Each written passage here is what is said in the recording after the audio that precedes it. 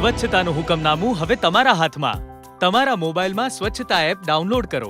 સ્વચ્છતા MOUD app download કરવા માટે પ્લે સ્ટોર અથવા એપ સ્ટોરમાં જવું. સર્ચ ઓપ્શનમાં જઈ સ્વચ્છતા MOUD ટાઈપ કરવું.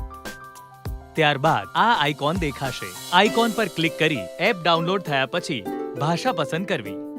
આપનો મોબાઈલ નંબર નાખવાથી OTP એટલે કે વન ટાઈમ પાસવર્ડ આપના મોબાઈલ પર આવશે.